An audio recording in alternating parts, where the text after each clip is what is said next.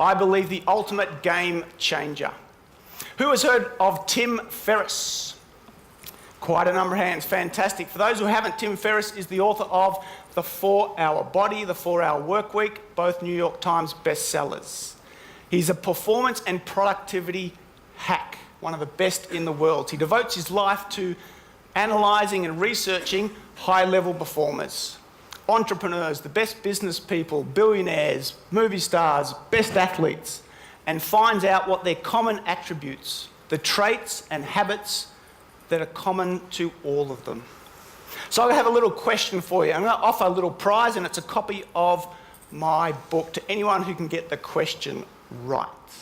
In all of his research, what is the number one habit that these high-level achievers, high-level performers, world-class people have in common? Yes? Meditation. Fantastic. What's your name? Phil Lade. Phil Lade. Good on you, Phil. There's a book for you. Now, I think you had your hand up almost the same time, so you can come and get a book at the end also. Meditation is the number one attribute common to all of them. So is everyone in the room meditating? Possibly not. 25 years ago when I began meditating, I was an absolute wacko. 10 or 15 years ago, if you were meditating, you were ahead of the curve, a distinct competitive advantage. If you are not meditating every day today in business, you are at a distinct disadvantage to your competition. It's your best hardware and software you have.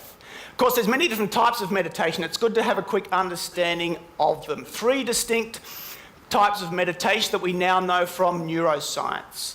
First one is what's called focused attention, often concentration, a lot of effort involved, creates different brainwave activity called beta activity, commonly what we have in daily activity, no difference. So the benefits are not substantial.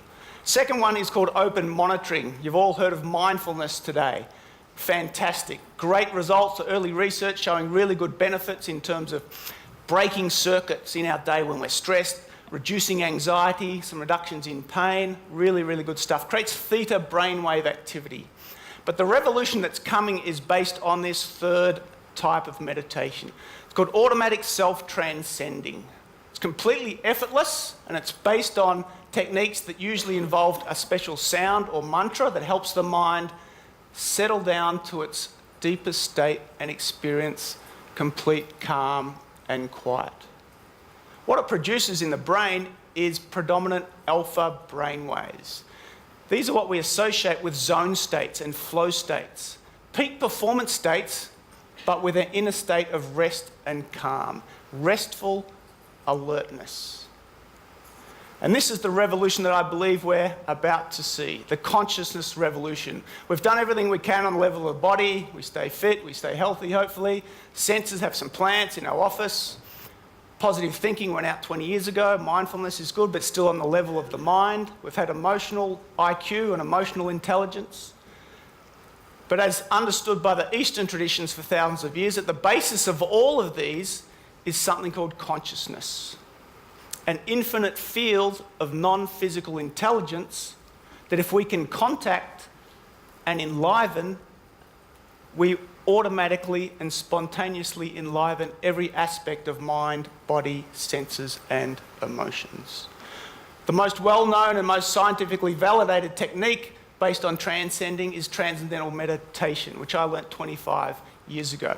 And just to give you a glimpse of the benefits we get from it is global brain coherence. Rather than just using a small portion of our brain, we start to use every area of the brain, and they communicate more effectively. And this translates not only into much better health, better sleep, less stress, less anxiety, but for business, better IQ, zone or flow states where we get more done in 2 hours than we usually do in 2 days. Decision making, problem solving, creativity, focus, all significantly improved by taking some silence in our day to balance out the activity. In Tim Ferriss's own words, who was a non-believer, he didn't want to meditate, he's in his early 30s. But now that he does, he says his productivity is increased on the days he meditates by 30 to 50%, and with 50% less stress. What meditation does he do? He does both. He starts his day with 5 minutes of mindfulness and then does 20 minutes of transcendental meditation. So if you are not meditating at all, I would highly, highly encourage you to start to meditate. If you already meditate or do some form of mindfulness, I'd really encourage you to look into something like Transcending or TM.